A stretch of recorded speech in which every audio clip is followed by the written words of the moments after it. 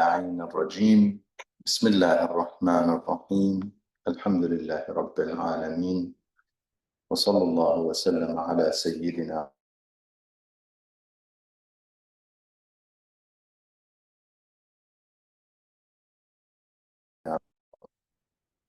Assalamu alaikum wa rahmatullah. We are up to the third chapter, Al-Bab al-Thalith, in the book of Jami al-Sa'adat lil-Naraqi, Jami al-Sa'adat, or what is translated as the collector of felicities. And this is basically felicities or sa'adat of both worlds, this world and the hereafter, and in all aspects, so not just dual, but also in all aspects. And he attributes that to purification and beautification, tazkiyah. Tazkiyah as in the two parts of it, takhliya and then tahliya. Takhliya meaning to purify, and tahliya is to beautify. Takhliya to empty and purify the heart from anything other than Allah subhanahu wa ta'ala and any vices that affect our journey to Allah subhanahu wa ta'ala, and tahliya as in beautification by filling it with the connection and love for Allah subhanahu wa ta'ala and the good deeds that lead to the nearness or closeness to Allah subhanahu wa ta'ala. In the third chapter, the focus was about how do we achieve the middle path of virtues. We said the middle path is the path of virtues, fada'il, and going away from that is rada'il, either extreme in terms of extra, doing more than what one should, or doing less, or sometimes the type of usage or the kind of usage is the wrong usage. So in all departments or faculties of the soul, the nafs, the self, whether it be the faculty of intellect or the faculty of desire or the faculty of anger. And we said desire includes all sorts of desires that one is.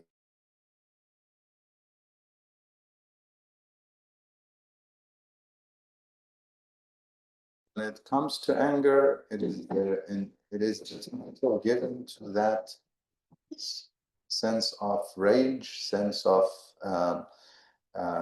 self-centeredness and defensiveness against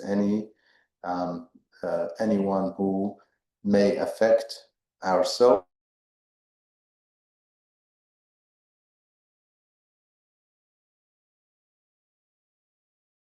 Or rage. In this chapter, we began describing the way in which one could achieve the middle path. And he gave a very good analogy, a description or a comparison between the physical purification and medicine and the spiritual purification and medicine. So he says physical medicine or physicians, they have certain methodology in how to identify and then treat. Look at the symptoms, look at the do some diagnosis, symptoms, and look at the possible remedies. What is the disease? Identify the disease or the problem and look at the remedies. He says this is how it is in the physical medicine. First, to identify jinsul marad, the type of sickness or disease. Then what are the causes? Look at the causes, and eventually look at the possible remedies. And he says in general, and this we covered last session, just a refresher. In general, remedies have a specific, all diseases have a general method or methodology of treatment. He says, he calls it al-ilaj al-kulli, general treatment for all diseases. Although there is a specific one, we will come to, but first he shared the general one, the general method of curing diseases. He says that similar to how in the fifth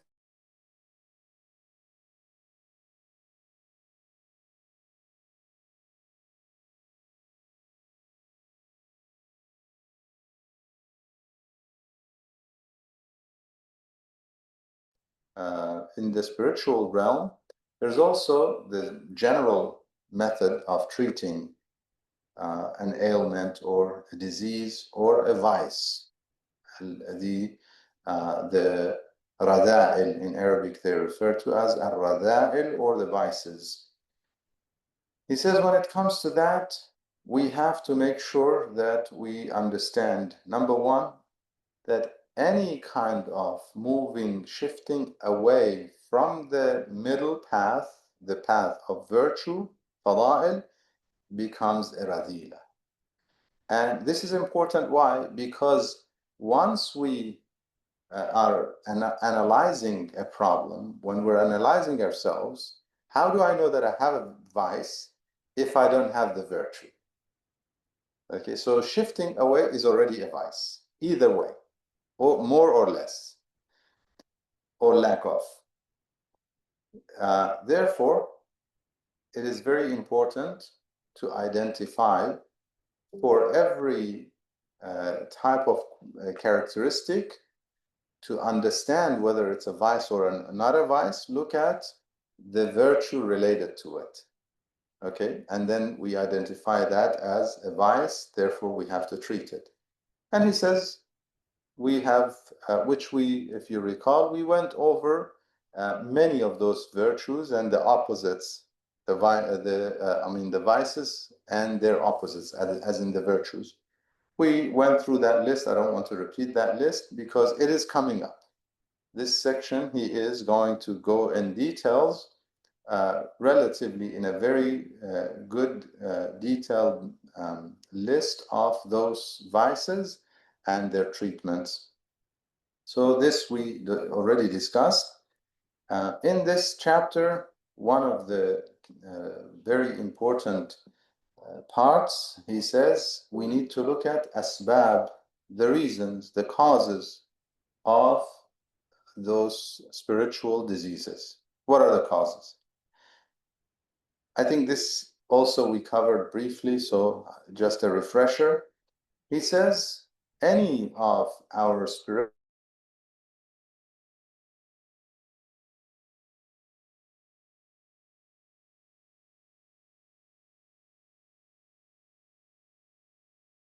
what are they? One is the nature of a person. You might say, are we by nature born with vices, with certain vices? Yes, certain tendencies to have those vices that we need to purify, and some more than others. We cannot deny that. Some people have more desire for food, for example, than others. Some people have more desire for, in terms of having relationships and, the desire part, not the marriage part. I'm not referring to the marriage part, but the desire part. Some people have more of it. Some people have less of that. So yes, by nature, some characteristics may exist, some tendencies may exist that would affect us and affect a person to have certain vices or diseases, al-amrad. Another reason could be the caused by the bad actions, sins. Okay, some vices are a result of sins. Some characteristics develop as a result of sins. And the last type are characteristics that are affected by our physical body. If you recall, we mentioned that our physical body and our spiritual existence are related. They are, in this world, companions. They're two separate entities, but they're living together, and they affect each other. Our emotional state affects our physical state, and our physical state affects our emotional state. Therefore, our spirituality is affected by our body,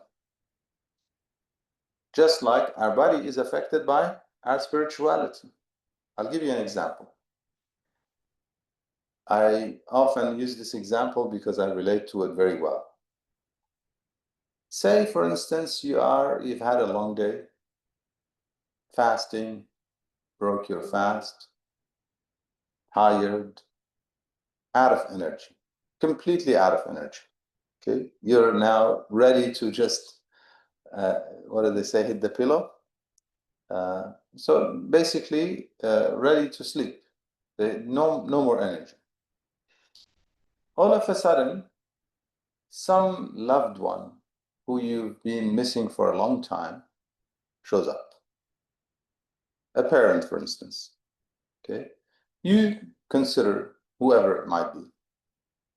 All of a sudden, they show up. Wouldn't you suddenly gain some energy that you didn't have?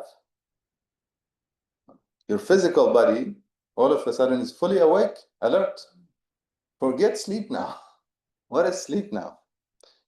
I've experienced that myself, and this is very personal to me. It has happened multiple times. So when I describe it, I live it. Okay. That is an example of how our body got rejuvenated and energized through an emotional experience. Yes? So our body affects our mind and heart, and spiritual state affects our body. Another example, during certain times of the year, like nights of Qadr, okay, you get energy that you didn't have.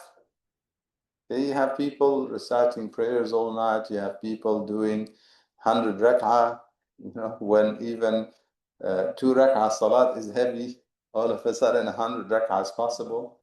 I've been in situations where youth were making up prayers in the night of Qadr.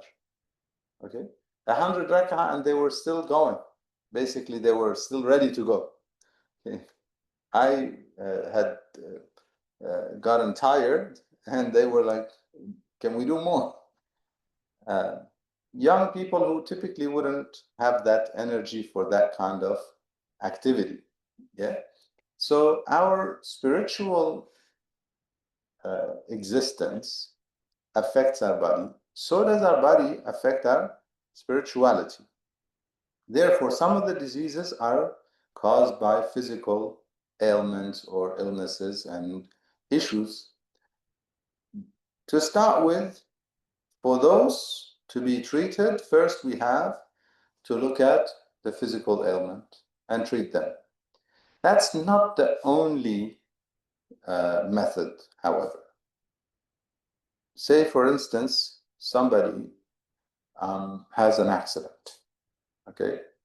As a result of the accident, they now quadriplegic, disabled.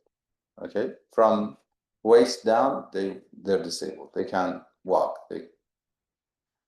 Now their spirituality is going to be affected by their disability, for sure, at least in the initial stage. Yes. So if you say to them the only way you can fix your let's say ailment or disease, spiritual state, let's say part of that spiritual state becomes a state of questioning of God's decree and jealousy of those people who are healthy and are able to walk and do things. Okay, let's say that is the ailment. That's the disease. If you say to someone the only way you can fix this problem is to treat your physical body. In other words, you told somebody who's not able to fix that problem, it's a terminal disease or problem, you're telling them that there's no way you can improve your spirituality. So therefore, this suggestion of what is affected by our physical ailments or physical diseases is a method, not the only method of treating a disease. So if we have a spiritual disease, like jealousy, caused or affected by a physical disease or ailment, one of the ways of treating it is to try and work on that physical ailment, but that's not the only way. Let's be very clear on this. Second is when it is not necessarily physical. It is caused by whether it be the state of the heart because of natural tendencies that we were born with, and therefore they're part of our characteristics, or even caused by sinful behavior. We said there are three types, either physical, or three effects, causes, either physical or due to sins or nature. That is the nature of the person. Okay, so now we're dealing with the diseases that are spiritual and either caused by sins or caused by the nature of the person, either causes, or even the ones that are caused by physical problems, but we cannot treat the physical side. Now, how do we treat it? So now we're looking at a general treatment for all these spiritual diseases besides the physical side, besides a physical treatment. Okay. In some cases, a physical treatment, and that's it. Let's say, I'll give you an example. Let's say somebody is obese, and as a result, they are not so fit, not so ready to act and exercise. And that's affecting them spiritually. Okay? It's making them question God's decree. It's making them feel jealous towards certain people. Okay? It's making them less energetic to pray certain prayers and connect during certain times. Let's say morning prayer time, very difficult. Okay? So one of the ways to treat that is to exercise and reduce the body weight to not be so unfit. That's an example. Okay. However, is that the only way? What if somebody has hormonal issues that are affecting them and they cannot treat it easily? So now we're looking at a general treatment that is not physical. Okay. Again, we started with an analogy between physical diseases and spiritual diseases. Now, let's look at a general treatment for spiritual diseases through the same analogy. First, we need to identify what is the disease, whether or not there is a disease.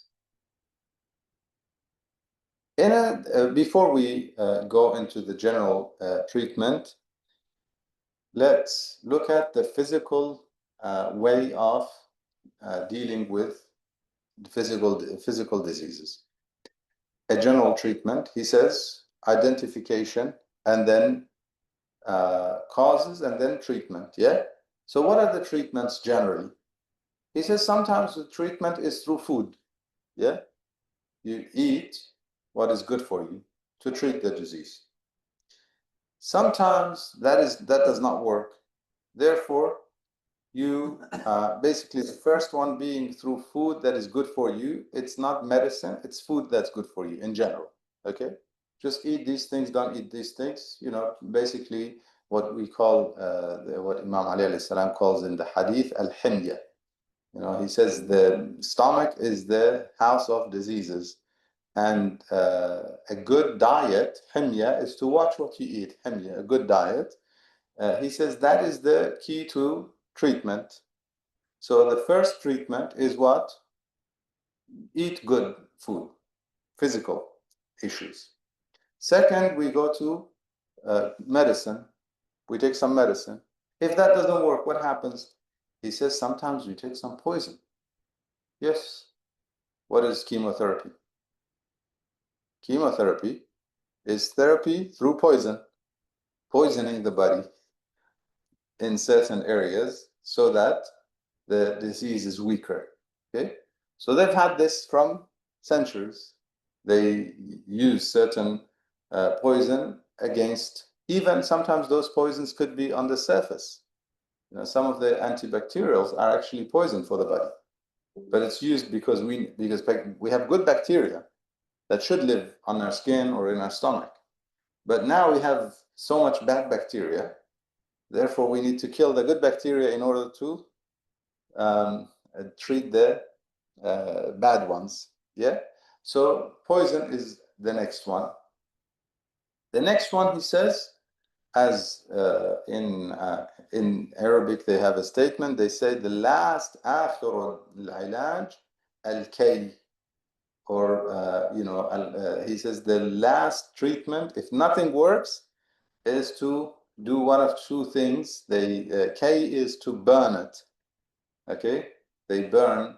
Now they have cold burns. In the old days, they didn't have cold burn, so they used to have to burn it. Let's say you have somebody has some skin disease, and nothing is working. No medicine, no diet worked. They said, okay, maybe allergies. So diet, it didn't work. Then they go to the next stage, medicine, it didn't work. Poison, it didn't work. So what's next? They either burn it or amputate. Yeah, amputate. That's the last. Now the same analogy, he applies it to spiritual diseases. Exact same analogy, exact same stages or methodology. He says, first, identify the kind of disease it is, spiritual disease. Therefore, identify the virtue that is related to it, the opposite of that. Okay, so if we identify the disease, then we, let's say I identify myself as being stingy, wal'ayadu billah, seeking refuge to God from stinginess. It actually is a path away from God. Somebody identifies as stingy. Okay, what's the opposite? Opposite of stinginess? Generous, yeah? Generosity, generous. Okay. So now I identified the opposite being generosity. So he says, first thing is to make sure that we do the opposite of it as the virtue, because that is the food. That is the diet change. Remember the diet change in the physical ailment? The diet change here is to do the right thing. If my vice is stinginess, misery, what is the good food? Generosity. So try and be generous. That is the first step.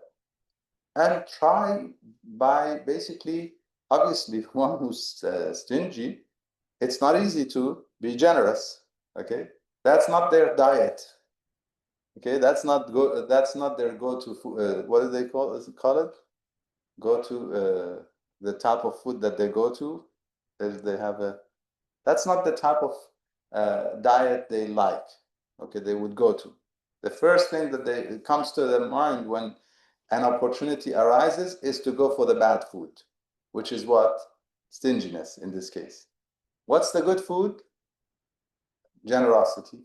So the first step is to force themselves to have the good diet, to have the opposite, the virtue. Generosity in this case, bravery in another case. Opposite of jealousy is to love the other. Yeah. So if you have jealousy, no, love them. If you love them, like children, can you be? If you love your children sincerely, in a normal case, parents would not be jealous of their children.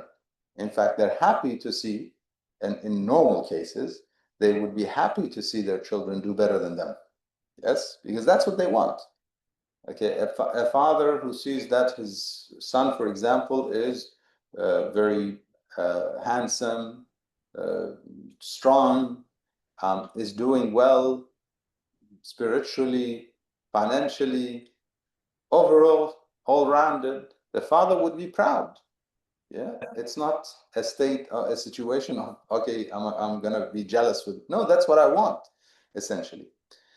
So the treatment or the ghida, the food for a jealous person, a good diet would be loving. Like, try and love people and want what you love for yourself, love for them. Okay, أحب لأخيك ما تحبه لنفسك. Love for your brother what you love for yourself. So this is the first stage. We said in the physical diseases, if the diet doesn't work, what happens? Medicine. Yes? So what is the medicine here? He says same thing.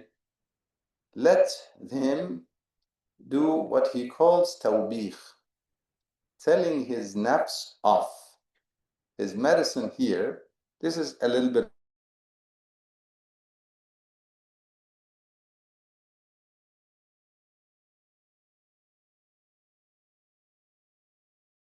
those vices. How can you be jealous? That is questioning. This is an example of how you speak to yourself. I speak to myself. Why would I be jealous? Why should you be jealous? Mujtaba, listen. Why do you want to be jealous? Is it not questioning God's decree? So God gave them something and He didn't give it to you. Speak to yourself in that manner. That is, He considers that as the medicine. Yeah, that's the second stage, as the medicine. Okay, the treatment now. And in that, he says, he gives an example. أيتها النفس الأمارة. Speak to yourself as النفس الأمارة. Okay, or the nafs that is ammara. Remember, we said the nafs al-ammara is the level of a nafs which has not been purified. Therefore, it is basically pushing one and ordering one to do the wrong things. Yeah, follow temptations, desires. أيتها النفس الأمارة قد هلكت. You are perishing. You're ruining yourself, and you're exposing yourself to God's wrath. Again, I mentioned that this book is not just theory. It's theory with really hands-on practice. Okay, so he gives the theory and he gives some hands-on practical examples of how we should apply the theory. And so the words that he put, it's a shame the translation is not complete, not full, because a lot of these words are actually part of the book. It's not just extra stuff you put there. So he says, you have exposed yourself to God's wrath, and soon you will be facing the consequences of your action. And so he basically does this tawbih and reminding oneself of the punishment, hellfire, or even punishment in this world. وَمَنْ أَعْرَضَ عَنْ ذِكْرِي فَإِنَّ لَهُ مَعِيشَةً ضَنْكًا. If I don't purify, if you don't purify, speak to yourself. If you don't purify, then you will struggle here before the hereafter. It's not just the hereafter, both. So those reminders, if it doesn't work, for the physical ailment, we said what's next after the medicine is what? Any? Poison, ahsantum. So the next level is poison. So what is the poison for the nafs here? It's getting interesting here. Okay. So the medicine, he says, the good food is to do the virtue. Do the virtue that is opposite to that vice. If you identify a vice in yourself, then do the virtuous thing in that regard, the opposite of it. Medicine, tell yourself off. What's the poison here? He says, poison is to go to the فإن لم يؤثر ذلك فليرتكب آثار الرذيلة ضد هذه الرذيلة. He says he should go the opposite way. This is very tricky. Very, very tricky. He should go the opposite way, even past the virtuous path, the balance, into the other path, the other extreme. Now it's poison, remember? So go to the other extreme. How so? I'll give you an example. Most of you would be familiar with it because it's a ruling that our Maraja clearly have. If somebody has waswas, what's the treatment of waswas? Neglected. Ahsantum. Meaning what? Normally, if you have doubts and you're not frequently doubting and you don't have this waswas, which is perhaps translated into obsessive compulsive behavior, and this in the Arabic language it's waswas, which means whisper of shaitan. Okay, it's known to be from shaitan. Okay, so now normally being cautious is a good thing. Normally, wouldn't you say so? Normally, if somebody is not frequently doubtful and has no waswas, wouldn't caution be good? Yes. However, ihtiyat is good in general. However, for the one with waswas, no ihtiyat. Neglect it.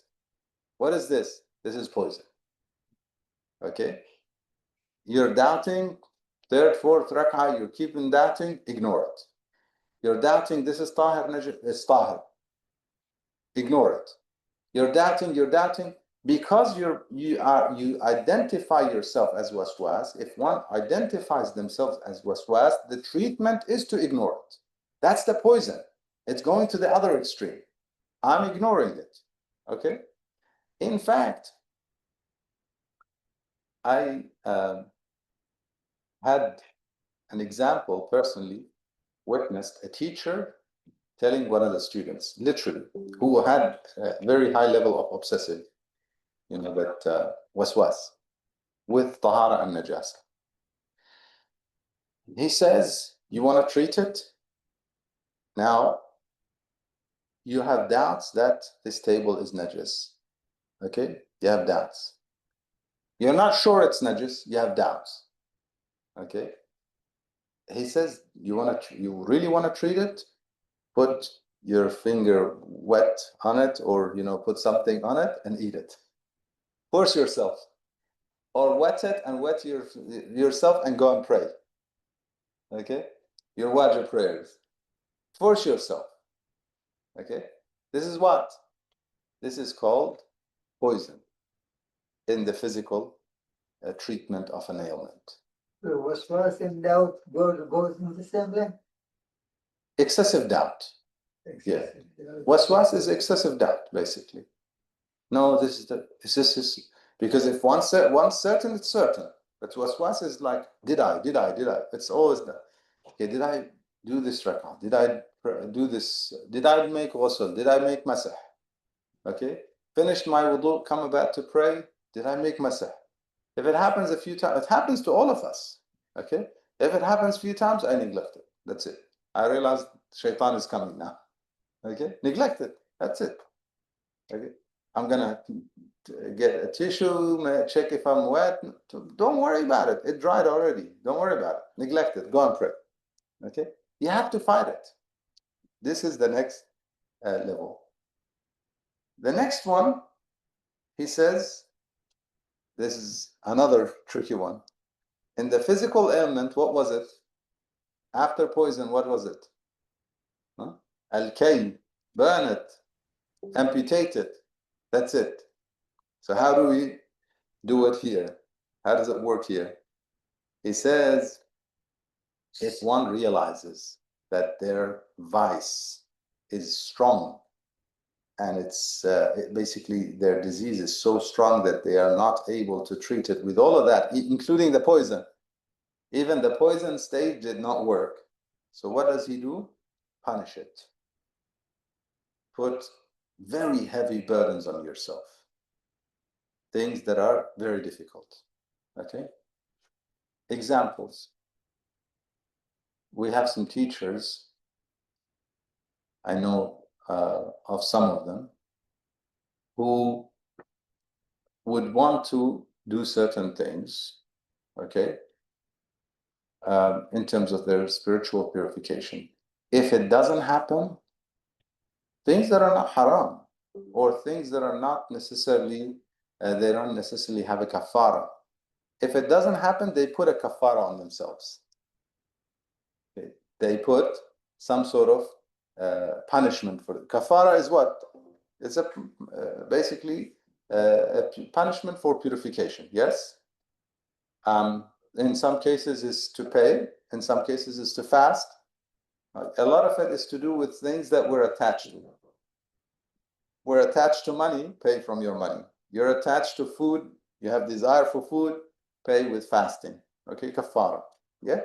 So similarly, in the spiritual journey, for things that don't necessarily have a kafara, put a kafara on yourself.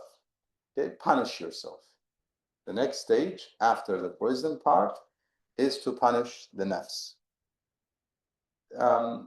Examples, we have some examples of these stories. I mean, scholars or these teachers.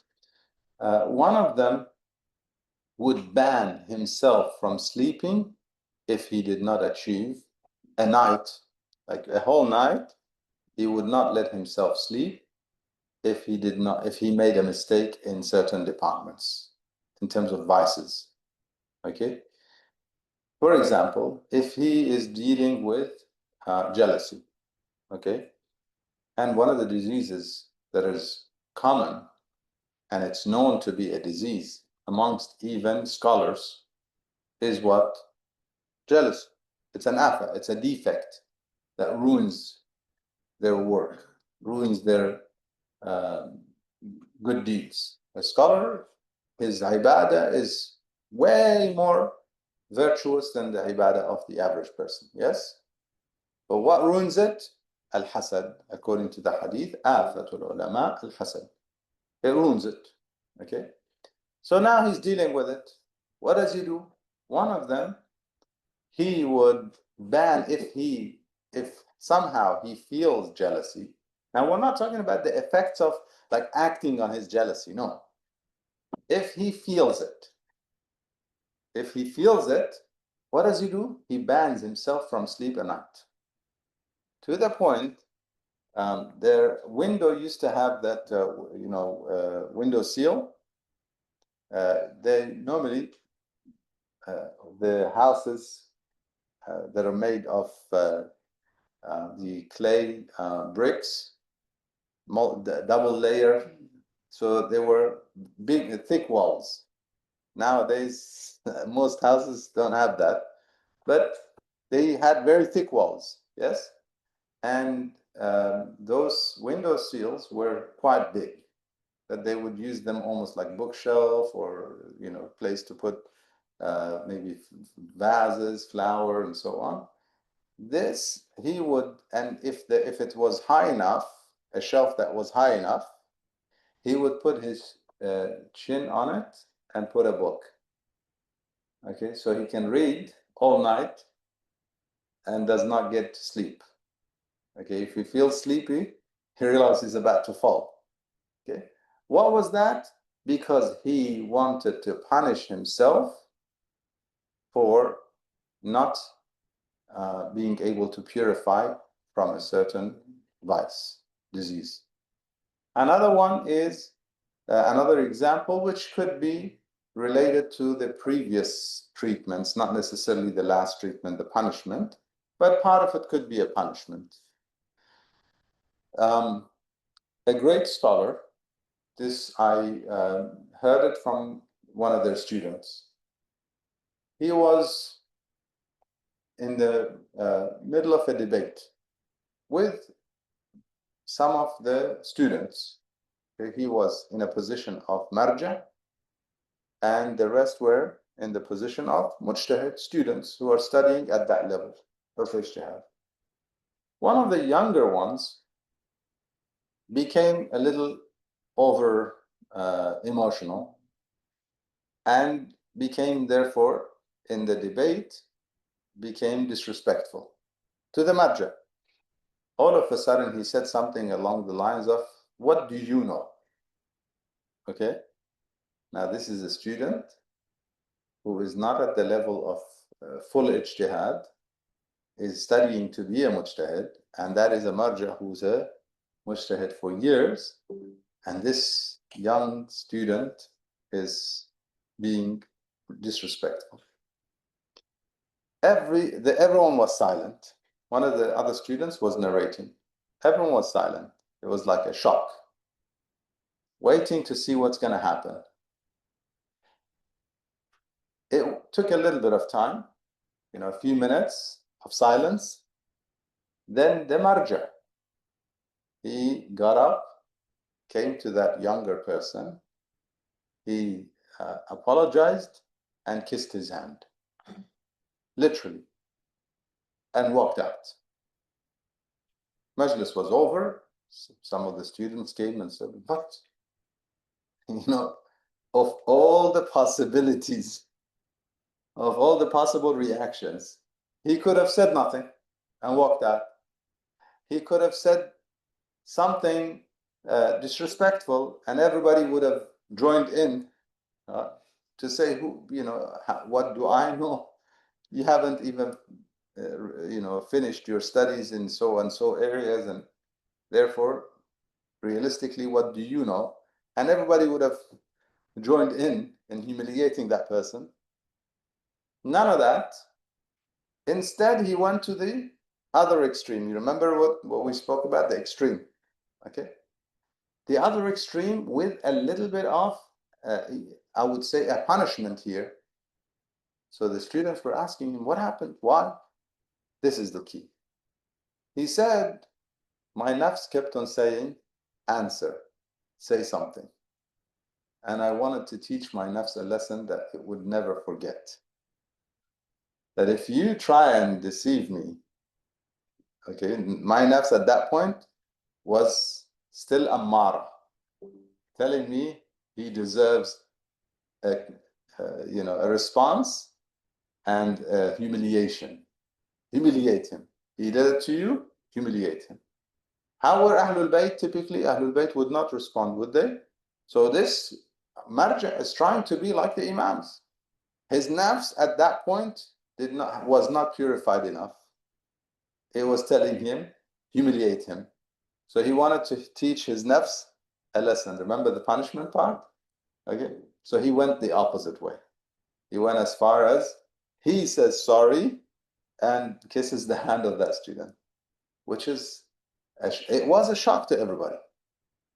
But a good lesson to his nafs, that if you try and fool me in this way, you're going to face these kinds of consequences. So shaitan, get out. Again, this is the general methodology for treating any kind of vice that one identifies. If we have vices, we identify them, then we go through the stages. We said first, good food, in this case, to do the virtuous thing, by identify any vice. If I feel like I'm not generous enough, identified that within myself, therefore I treat it with generous acts first. Second, we said is what? The medicine is to tell oneself off, okay? Basically have that self I don't know if we could use condemnation, basically to self-reckoning, self-condemnation. How dare you do that? You know, do you have no shame that you're being so ill in how you are, and you are still ammara or nafs, speaking to the nafs. We hear that in the du'as of the imams of Ahlul Bayt as well, especially in du'a Abi Hamza. In du'a Abi Hamza Thumali from Imam Zayn al-Abidin alayhi salam, Allahumma salli ala Muhammad wa ala Muhammad. We have examples of this kind of self-talk for treatment. And then the next one is poison, where we go to the other extreme. And the last one is punishment, amputation in the physical diseases, and severe, heavy punishment in the spiritual journey. Any questions before we go to the next section? I have a question. Sometimes identification is a problem. Yeah. Suppose let's take the example of desire. You desire, you find difficult to identify whether this desire is positive or negative. In the sense, let me give you one example, possibly, is suppose I have a desire, let's say, to recite Ziyaratawaris every day. Now, by having that desire, that means I make myself to recite Ziyaratawaris every day, whatever the case. Now, does it become a habit or routine? Yeah. So that's not necessarily a worldly desire, okay, to start with. If one gets attached to certain spiritual exercises, okay, it's not necessarily a worldly desire. It's not a desire for food. It's not temptation for certain, worldly things. There are certain rituals that could become desired for worldly reasons. Okay, for example, some people might get used to going to Hajj or Umrah, but not for godly reasons. That is possible, because Hajj or Umrah have the element of traveling, okay, siyaha, which is in a sense tourism, okay. In some countries they have the Ministry of Tourism. It includes religious tourism. This is what they call it, So pilgrimage, religious tourism. Okay, it's tours that people go on for religious reasons, typically. However, for some, that might become a case of attachment because of the tourism aspect. Okay, not necessarily the spiritual. I'm not questioning people who go frequently to Hajj. Please don't misunderstand me. I'm saying that is a possibility, okay, that one needs to assess. Okay, which part of it am I attached to? Okay, am I attached to it because of a spiritual thing or the physical thing? A good example for these people, a good test, for instance, is to say, if now you have to choose, either you go to Hajj or you pay somebody who's never been to Hajj, and if they do go to Hajj, it may change their lives, or send them to Umrah. Let's say not Hajj as in the Hajjatul Islam, because it could be questionable of istita'a being. I mean, you could gift them the money, and if they decide to go to Hajj, but let's leave that alone. To send someone to Umrah or Ziyarah, okay? And the question is, you can send somebody who's never been, and it could change their course of life, okay? And they change them completely. That's one option. Two, you go yourself. Okay, that is a good test for those people. That desire becomes commitment, or you can broker. The desire, that every day is a commitment, or to recite the ziyarah. Yeah. So that is not a desire. It's a commitment. It's more of a commitment, and it's more of a spiritual desire. If you want to label it as a desire, it's a spiritual desire, because I cannot see any worldly or direct worldly desire attached to it. Okay, for instance, yeah. It can be broken or no? Yeah, desire getting the kind of nazir? No, desire is not a nether.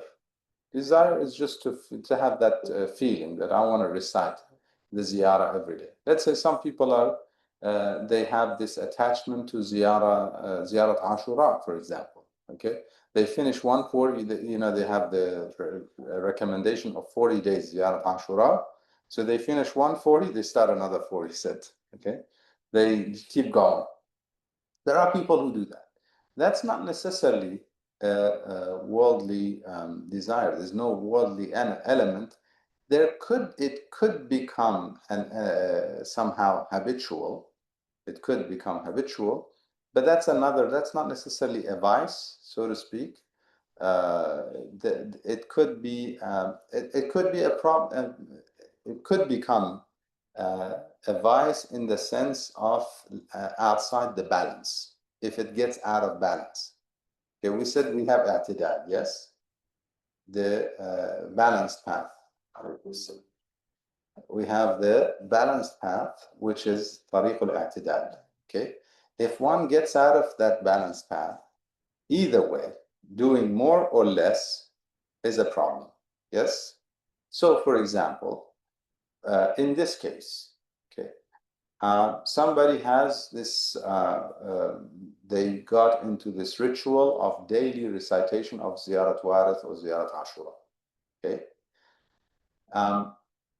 So far, we have no problem. There's no problem with it in terms of i'tidal. Okay. What if there is a limit of time, okay, and duties? And all of a sudden, now they have to make a decision. Either I do this ziyarah, or I go and help this brother who's been asking me for help. Okay? A brother has been asking me for help. He's moving houses. Okay? My friend, my brother in faith, is moving houses. And he needs help. And I have to decide. I either have to do my ziyarah or I go and help him. Okay? Now, if I choose the ziyarah, that's a vice. It's habitual now. It's a habit. Because we know in the hadith, or it could be lack of knowledge. So they call it rada'a, the bad quality of thinking. Okay? So either the thinking is over or under or bad quality. Okay? Due to lack of knowledge, I think that this ziyarah is more important than helping this brother. Okay? When in actual fact, even helping a friend or brother in faith is more rewarding. According to Imam Sadiq alayhi salam, he told one of his companions who was doing tawaf with him. They were doing tawaf around the Kaaba, and one man called this his companion. The Imam said, "Why didn't you answer him?" He said, "I know he wants help from me." He said, "So why didn't you help him?"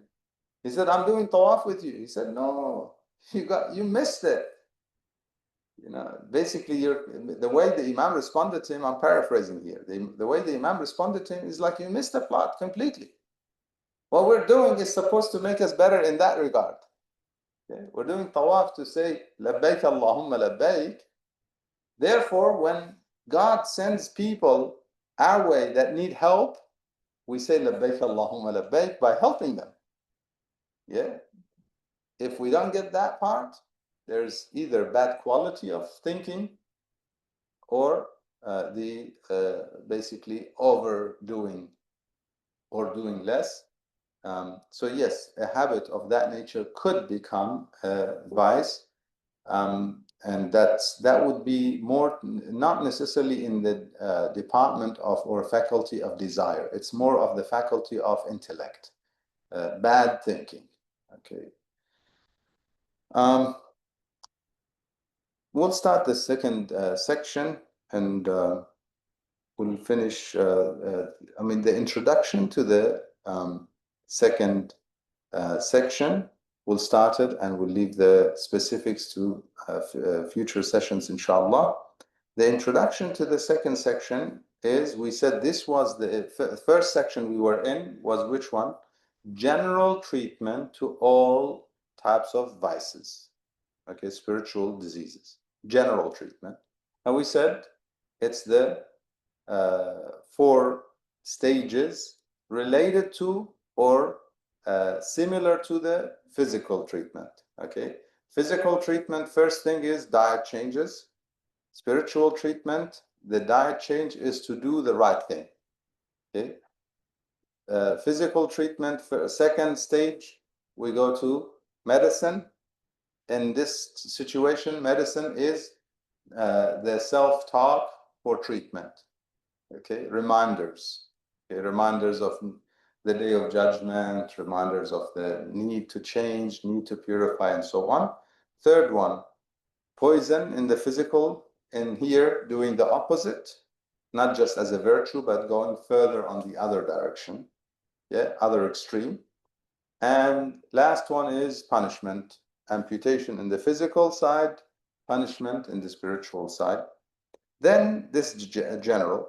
Now it comes to the specific treatments. He says, we will go for every one of the vices that we mentioned. If you remember earlier, we went through the list of vices and we said it's a lot more than that, because virtue is the middle path, Sirat al-Mustaqim, and any way you go, in any direction you go away from that is the vice, and that's levels, because we could go a little bit away or too far away in one direction or the other direction. Therefore, there are many levels of vices related to every single one of the virtues in terms of the i'tidal or the middle path.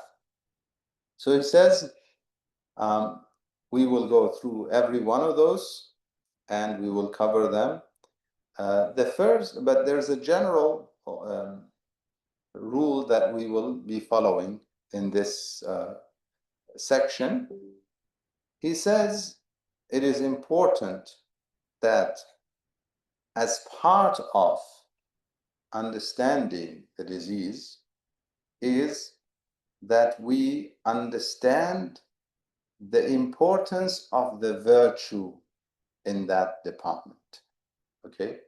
معرفة كل فضيلة وحسنة أعون شيء على إزالة ما يضادها من الرذيلة. He says to know the virtue in that regard, which if you recall we mentioned, is the strongest way of dealing with those vices. The strongest way is to know what's the virtue, okay? And also, and if you remember, what's the virtue in that regard is the first general treatment.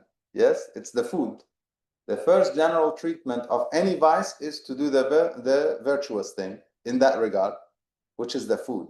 Okay, the food for purification would be to know and use that virtue.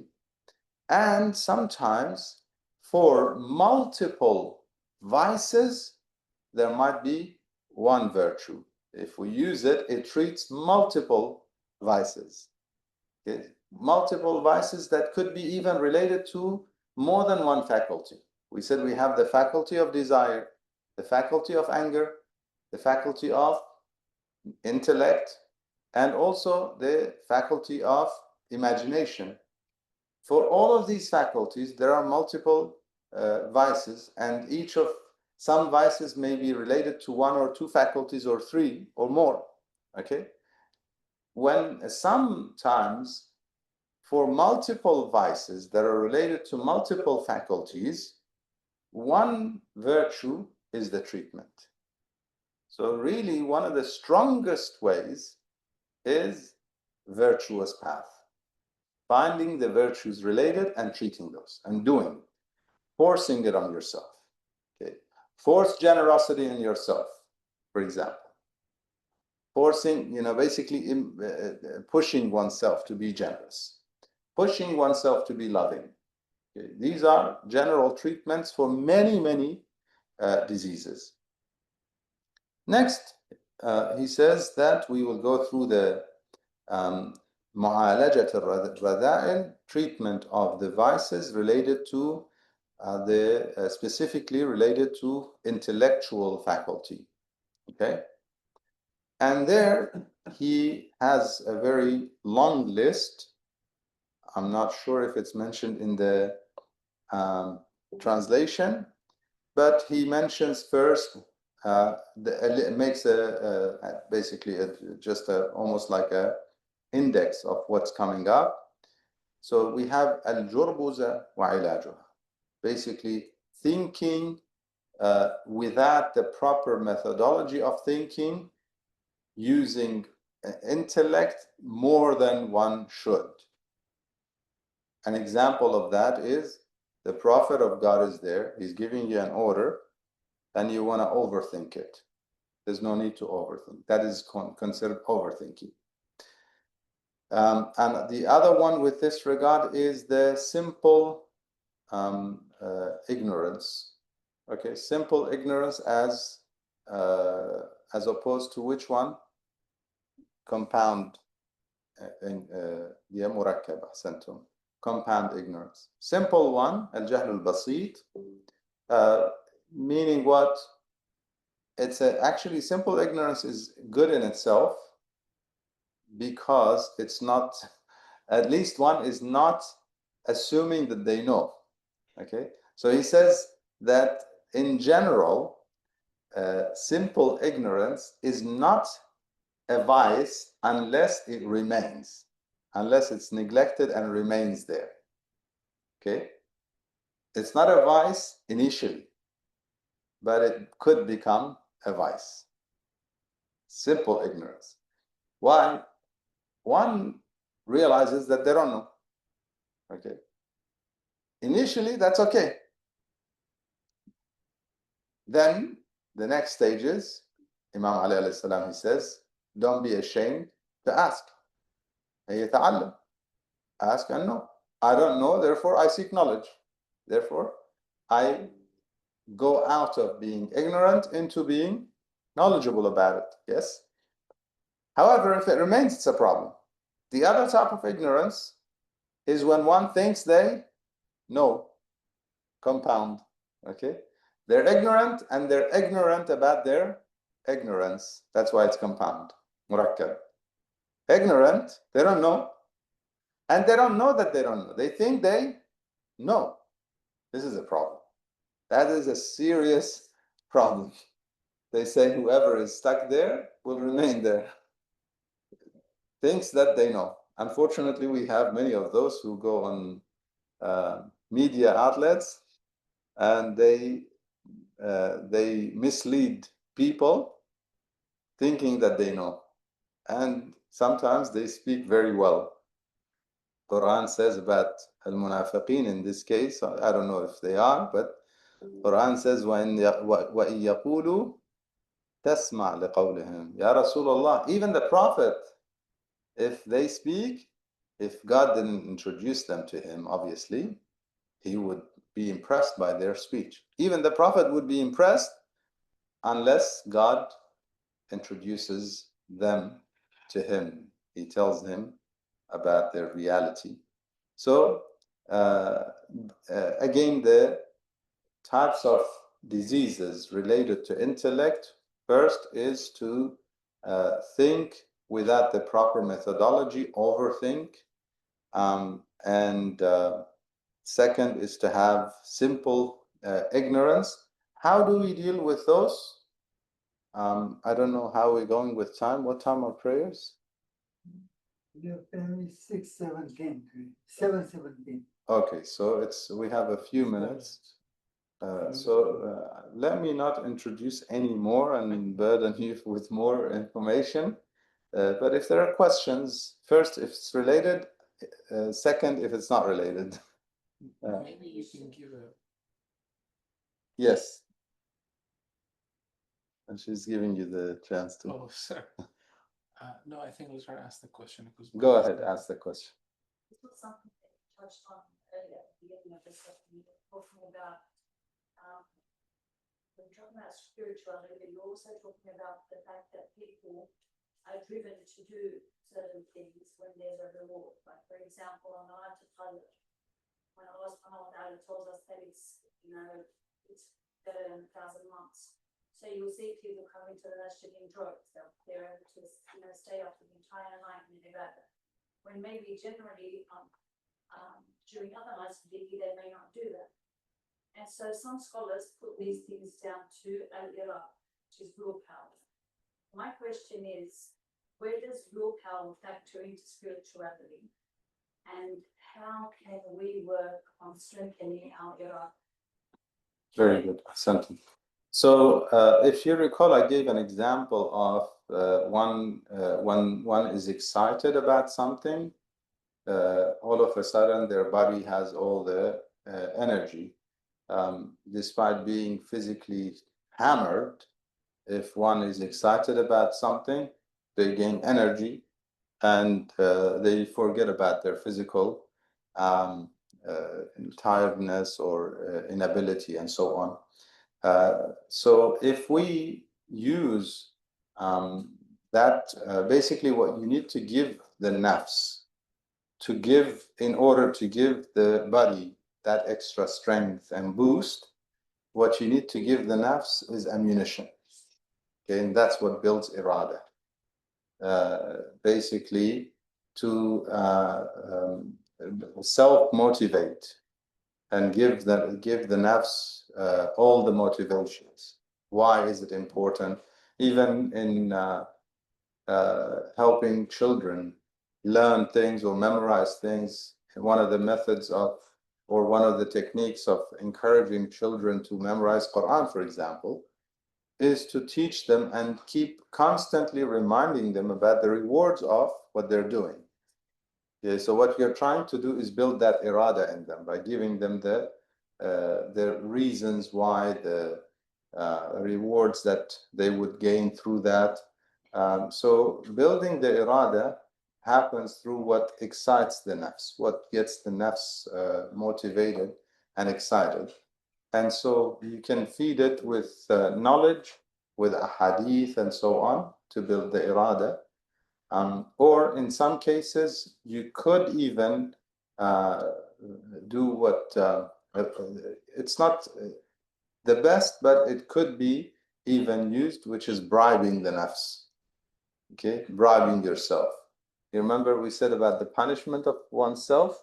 There's also the bribing of oneself. Okay, basically rewarding oneself for some good acts also builds up the willpower and irada to do. And essentially, that's what we need to actually push virtues on ourselves. Remember we said, in order to treat misery, you have to act generous. So what do you need for that? Allahu Akbar, Allahu Akbar. Inshallah, we'll continue. Just a very brief thing is, what we need for that is motivation, is willpower. And the willpower there is strengthened by knowledge and will come, it's part of actually the specific treatments for all the vices. Inshallah, we'll continue that. This is 2 minutes early. Okay, thank you for letting us know. So just to rephrase that or re-emphasize, in every virtue that we're trying to build in order to purify from the vices, the very first part of the treatment is to learn and increase knowledge about the importance of that virtue. By doing so, we're building the irada, the willpower, for one to implement those virtues that would essentially help purify from the vices. Allahumma salli ala Muhammad wa ali Muhammad. You had a suggestion? For next time. Inshallah. But remember it. Write it down. Inshallah. سبحان ربك رب العزة عما يصفون وسلام على المرسلين والحمد لله رب العالمين. اللهم صل على محمد وعلى آل محمد.